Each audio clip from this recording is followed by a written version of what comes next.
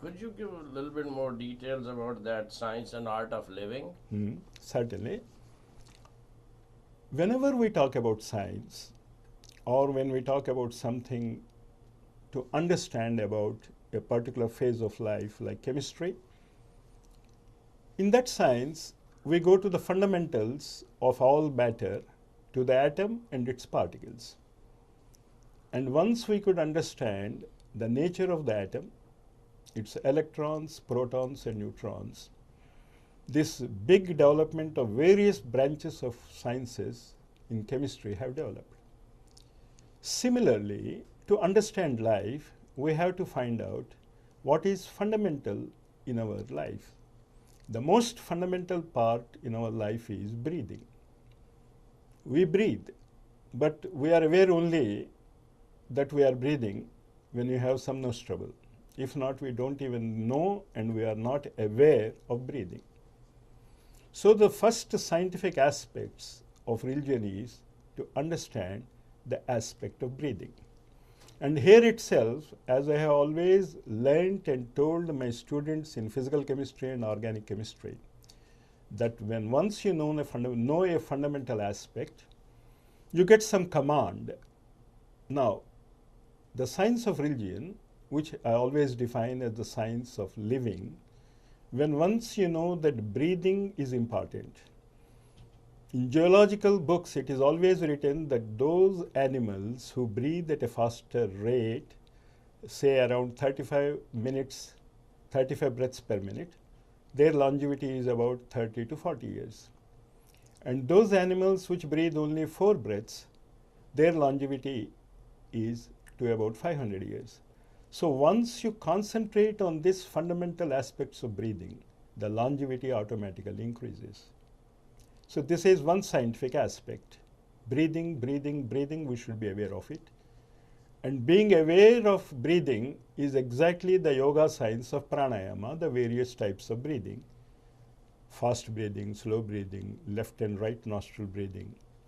So all these types of breathing gives us a certain mental ability to understand life.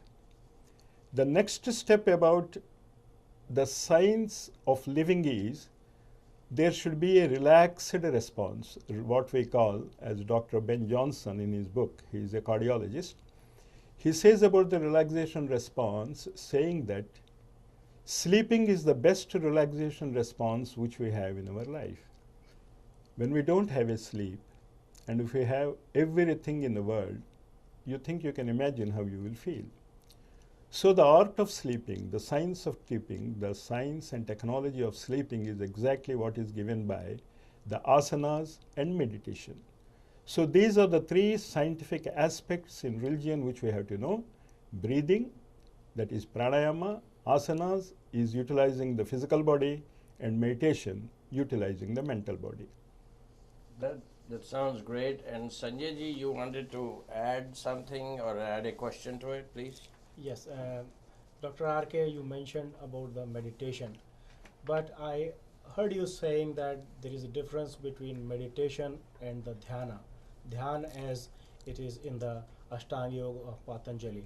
Meditation is a very misunderstood word these days, so I would like you to reflect a few points on the difference between dhyana and meditation and how we can really benefit from the deeper aspects of the dhyana yoga. Meditation, of course, is the nowadays much used word, and probably I think it is used in many different contexts. But it is not wrong, but it is our ignorance of understanding the context which is important. For example, when we use atom in the concept of Dalton, it is indivisible. When we use the word atom in the context of Niels Bohr, it is divisible. When we use it in the context of Einstein, it is both energy and matter. In this way, the meditation has 3 very clear-cut levels, what is known as the dharana, dhyana, and samadhi. Now, this dharana is known as concentration, dhyana is known as meditation, and contemplation is known as samadhi. So these 3 levels of utilizing the mind is like utilizing the atom in three different contexts as a divisible, indivisible, and of course it is energy itself, law of mass energy equivalence. So generally in writing our examinations and in the modern education system, it is the dharana, the concentration which is important.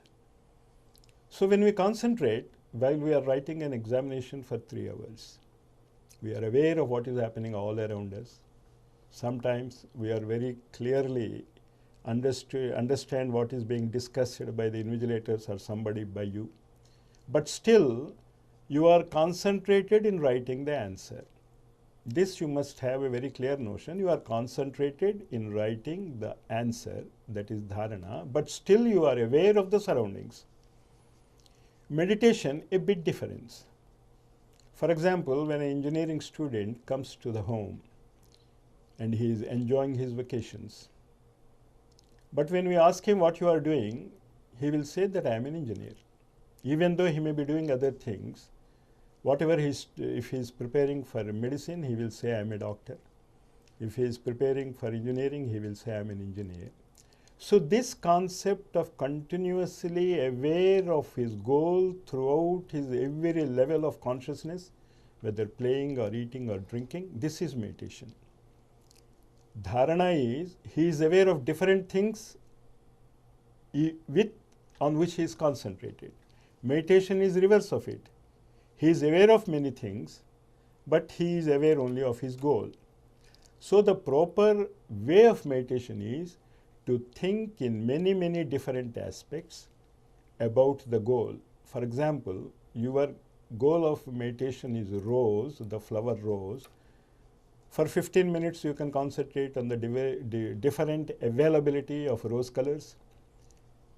Another 15 minutes, you can think about the species, the petals, the utilization of the petals. And in another 15 minutes meditation, you can think of where it is grown, where it is found, and which rose is good. So, thinking about the same topic from different angles is meditation. Being aware of different things but being concentrated on the work you are doing is concentration.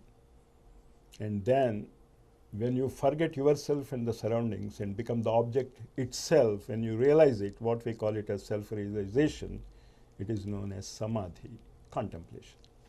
That is a beautiful way of describing this meditation part and samadhi, but the thing is, we need a lot more detailed explanations of these to really understand it, and we have this, at this medium, we have very few minutes, and I do understand that Sanjay ji is going to try to get some public speakings for you where we could hear you and see you and enjoy this beautiful discussion.